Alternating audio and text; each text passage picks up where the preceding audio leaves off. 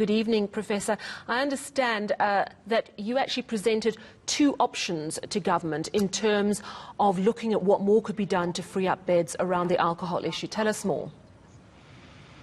That's correct. I mean, we also suggested maybe a two-pronged approach, starting with a sort of a lesser approach, and if that didn't work, then come in with a full ban. So we only did the modelling on the full ban, but the sort of initial phase one approach would have been certain controls on availability, such as perhaps cutting back the days of sale to 3 days instead of 4, making limits on the amount that people could purchase, so you stop people buying bucky loads and then reselling it, so that sort of issue.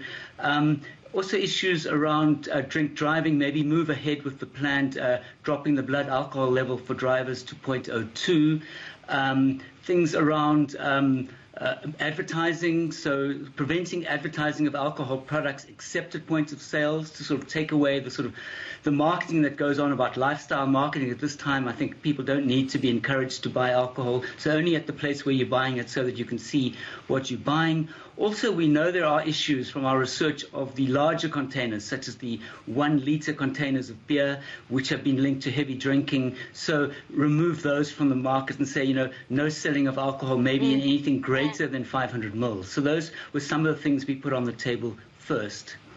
And yeah, yet with the recommendation for a very hardcore approach. What is your understanding of why? That it was too late and drastic measures had to be taken? Yes, I think that's the situation. I mean, I think it would have been probably foolhardy to sort of go for a week or 2 or 3 of the sort of lesser approach, which should have been, in fact, we were recommending that it be implemented at the beginning of phase 3, some of these control measures. But I think right now, with the hospitals filling up, they need every bed that they can save. And certainly our model, which you want me to go through, I think we can save about just under 20% of trauma admissions or presentations to hospital, which will make a difference. So it will make an enormous difference, but I'm just wondering how you do that modelling. Do you base it on, I mean, we all spoke about it. We would hear from paramedics, we'd hear from trauma doctors, that the wards were empty, the trauma wards were empty in the early phase of the lockdown because people were not getting access to the alcohol. Did you base it on that, your modelling? Yes, in fact, we started, I think we had an interview earlier on about that. So it was looking at phase 5 when there was a sort of a 60 to 70% drop in trauma admissions. But there were a whole range, a basket of interventions then, including most people weren't working. There was people weren't, they were only, able to exercise in their houses. There was an alcohol ban and so on. So then there was a dramatic drop. So what we did was we've looked at the level of trauma admissions now, which based on information we've had from particularly KZN, Eastern Cape, Gauteng, and particularly the Western Cape has done some really good modelling.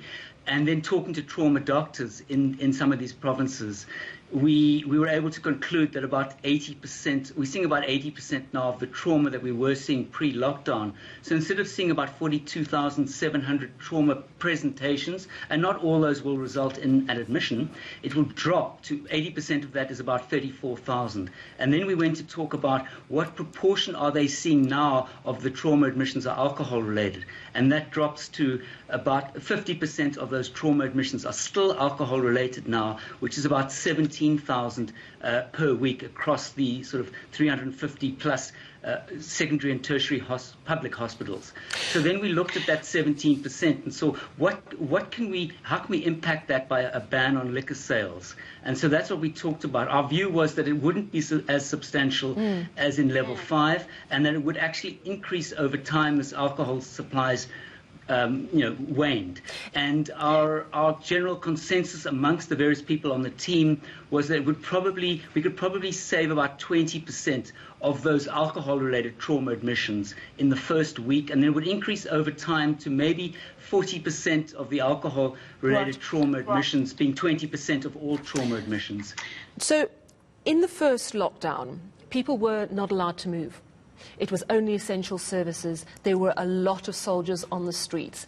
Do you still believe it will be successful to ban alcohol, bearing in mind people can move around a lot more? Yes, I know we've got the curfew, but surely they will quickly find ways to bootleg and to move illegal alcohol around, pretty much as we've seen with cigarettes. Well, it's different to cigarettes. I think, if you remember the liquor industry was talking about, I think it was 13 million litres that they were worried they'd have to destroy at some point, I think in level 4. And that we worked out was actually less than 2 weeks of alcohol, of SAB's product. So, I mean, they're producing 3.2 billion litres per year. That's just South African breweries. And so, I think even if every person in their house was brewing every day, I mean, it takes, a couple of weeks to brew the beer. It's not just done overnight. And I just don't think we can replicate that kind of an amount of volume of, for example, particularly beer. So whereas cigarettes are much easier to smuggle, move around. So I think, even though some people are making their own and using pineapples and things like that, there's no ways it can come close to replicating what's happening with cigarettes. Prof, a lot of people are very angry about this ban. They say that they've been behaving themselves. Why should we be punished? And then there are people who are very, very worried about their jobs because they work in the industry. As someone who is pivotal in suggesting this ban be reimposed, I mean, I'm not suggesting you get hate mail, but what would you say to someone who says, really, why? Why was this so necessary? Because it's all based on modelling and people are going to find their way around it and law-abiding citizens are just going to suffer. What would you say to that person tonight? I mean, I understand their issues, and I think we've got a particular problem in South Africa where we have very high levels of drinking amongst people who drink. We're the 6th highest nation in the world in terms of the amount of pure alcohol drunk per drinker per day, at about 64 grams. That's between 5 and 6 drinks per drinker per day, on average. And certainly I'm not drinking that amount, so someone's drinking theirs plus mine. So we have a problem which we should have dealt with a long time ago. And that blame needs to go somewhere. I mean, I think it can't only be put on drinkers. It's also and a small group of drinkers. In fact, if you look at the WHO data, 59% of drinkers engage in binge drinking at least once a month. So where do we look? I mean, I think the government has failed in terms of having a strong enough regulatory environment over time. I think the industry has pushed lifestyle marketing way beyond what's really defendable. I mean, we have adverts for alcohol linking it to financial and social success. We have sunshine in a bottle.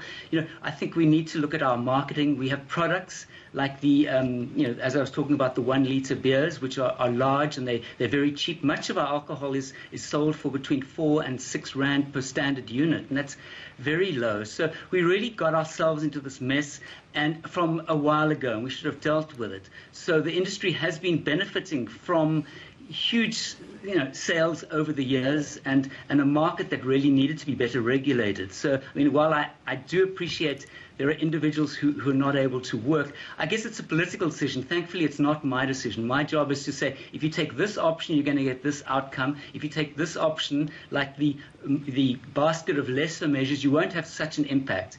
And we should have tried that earlier. So that's a political decision, which presumably, the government has taken based upon the huge pressures on trauma facilities and bed space in general. And certainly if we can save 50,000, just under 50,000 over an 8-week period of trauma presentations, we will potentially be able to open up space for example, just over 17,000 COVID patients to have a stay in bed stay in a general ward, or just under 13,000 to be in an ICU ward. So, that's the decisions that the politicians have to make. All right, so 50,000 beds over an 8-week period could be saved because of this ban. Not necessarily beds. There are 50,000 people come to the trauma units, of which a proportion will then get admitted. Some will be treated, stitched up and sent off. So it's only a proportion of the 50,000 that end up in the wards. A general ward is a ICU or need surgery. But they obviously put a lot of burden on the health staff. Yeah. So not all of them, though, would be admitted. Oh, thank you very much for chatting to us this evening, Professor Charles Parry of the South African Medical Research Council.